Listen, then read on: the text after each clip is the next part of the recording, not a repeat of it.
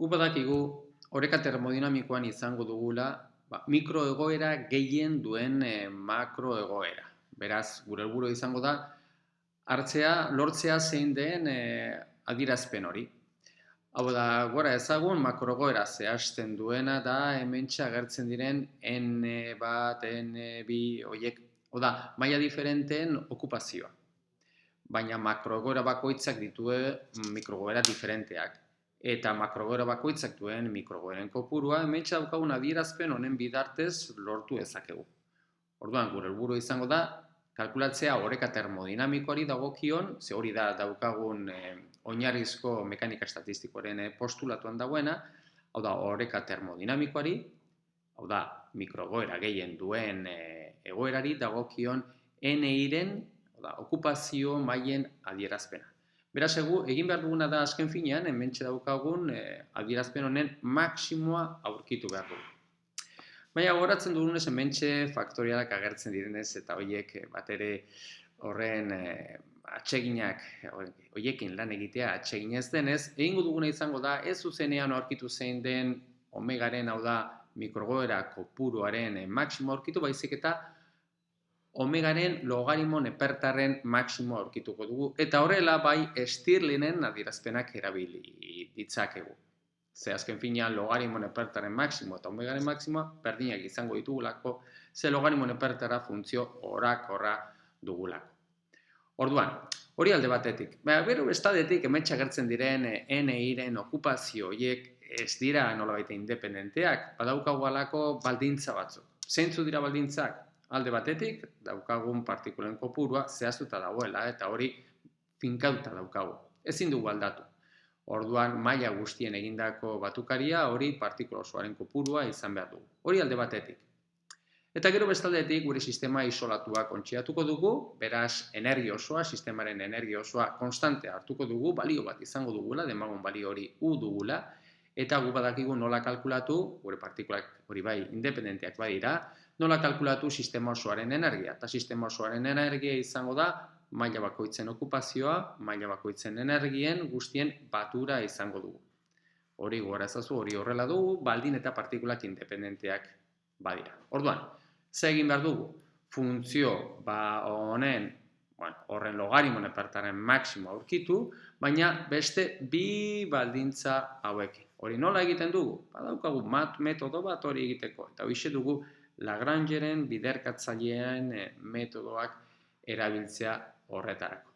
Gora ezagun zein den Lagrangeren biderkatzailea eta nola aplikatuko dugu hementxe daukagun kasu honetarako. Orduan, horretarako egingo duguna izango da funtzio f bat definituko dugu.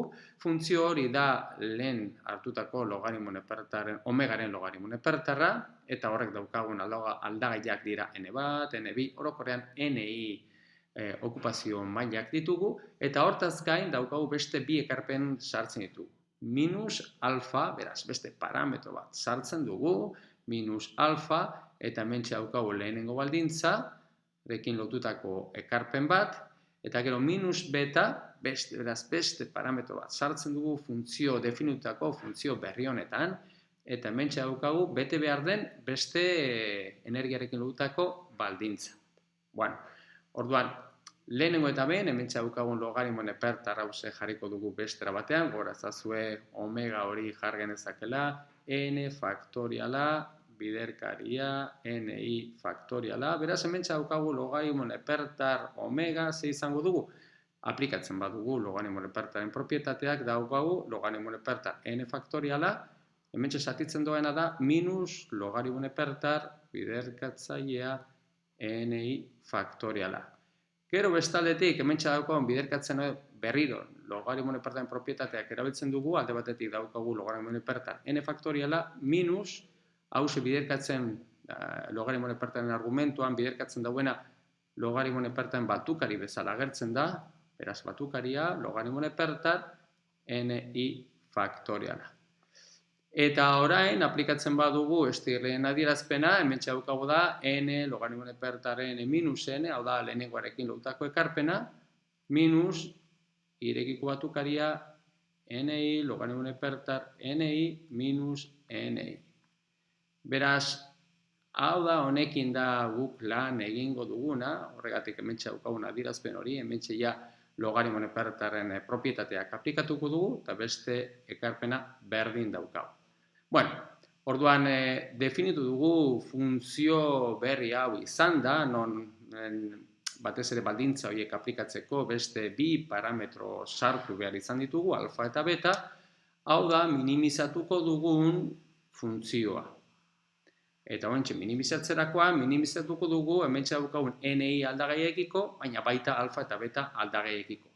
Hora, minimo aurkitzeko zein behar dugu, alde batetik, funtzio horren NI-rekiko derivatu partziala 0 egin, gero baita alfarekiko derivatu partziala 0 egin, eta betarekiko derivatu partziala 0 egin. Lehenengo egiten badugu, eta hementxe daukagun funtzio honen NI-rekiko derivatu partziala egiten badugu, horan hementxe ditugun ekarpenak, zeintzu izango dira, alde batetik daukagu, honekin lotutako ekarpenak, derivatu partziala egiten baduzue, erraz aurkituko duzue, logarimoen operata NI dugula, eta gero bestaldetik, honekin lotutakoak daukagu, hause alde batetik, NI, daukagu NI-rekiko derivatu partziala daukagu minus alfa, eta gero bestaldetik daukagu hemen, minus beta epsiloni. Beraz, hause daukagun derivatu partziala, eta hemetik zuzenean NI askatzen badugu, badaukagun adierazpen hause dugu. NIk betetzen duen adierazpena, nahiko adierazpen simplea dugu. Hau da, maila bakoitza duen okupazioen adierazpena baldin eta nahi badugu funtzio hori maksimo izatea. Hemen txagertzen dira alfa eta beta parametroen funtzioan, eta karo, aztertu behar dugu zeintzuk diren alfa eta betaren balio horiek. Eta horretarako aplikatuko dugu bete behar diren bi baldintza horiek kontutan hartuko ditugu. Orduan, bi baldintza horiekin lotutakoak alfarekiko derivatu partziala egiten badugu, orduan daukagu adierazpen hause daukagu, nahiko arraz, azken finean daukagu hause, eta hau da partikula kopuru osoaren konstantea dugularekin daukagu lotuta, eta betarekiko derivatu partziala egiten badugu, baita nahiko erraza dugu, ze hau zuzenean daukagu hau. Eta hau daukagu. Orduan, azken finean, alfa eta betaren balio horiek ateratzeko, egin behar duguna da, bi baldintza horiek aplikatuko dugu. Eta hori da, ondoren egingo duguna. Ondoren egingo duguna, izango da, hartuko dugu hementxe daukagun lortutako NI-rako bete berdeen adierazpena, eta aplikatuko dugu lehenengo partikula osoaren kopuruaren balioa N izan behar dugula. Orduan, hori egiten badugu, berriro hementxe daukagu lortutako N-irako lortutako adierazpena, hortaz gain partikula osoaren kopurua N izan behar dugu, hemen sartzen dugu N-iren adierazpena, hori berdin N, hemetik askatzen dugu eber minus alfa kanpora batukari honen kanpora ateratzen dugu, eta zuzenean hemetik eber minus alfa askatzen badugu, eber minus alfa hartzen duen balioa beraz hause dugu. Hau adierazpen hause, goiko adierazpenera eramaten badugu, N-ik bete behartzuen adierazpena ikusten duzuenez hause dugu. Non, hemen adierazpen honetan alfa ez da agertzen, eta zuzenean agertzen dana da, hemen N da falta zaiguna, N da, jarriko dugu hemen, N adierazpena, zuzen hemen dagoena. Horren badaukagu zein den N-ik bete behar duen adierazpena. Baina hemen oraindik daukagu beste parametro bat oraindik ere askatu behar duguna, beta hori. Horren printzipioz beta hori ateratzeko, egin behar duguna da, aplikatu U energia izan behar dela I, N, I, epsiloni. Beraz, hemen sartu ezkero, N-in sartu ezkero, orduan, printzipioz lortu ahal izango genezaken beta eta energiaren arteko erlazioa. Ze gertatzen da, hori eginez, zekau, ez dakigu zein den epsiloniren balioak eta irekiko batukaria egin behar dugu, eta hau edozein sistemarako baliagarria izan behar du, beraz batukaria zuzenean ezin du egin. Eta hortik beraz beta askatzea uren funtzioan jartzeko, beraz ezin dugu egin. Beraz, oraindik ez dakigu nola atera betaren adierazpena. Oraindik ez dakigu nola atera betaren adierazpena. Beraz, horrek Ondoren, egingo duguna izango da ikusi zein den betak betetzen duen erlazioa eta nola atera genezakeen, ze zuzenean energiarekin lotuta duen adierazpenarekin ez dalako horren simplea beta adierazpena lortzea.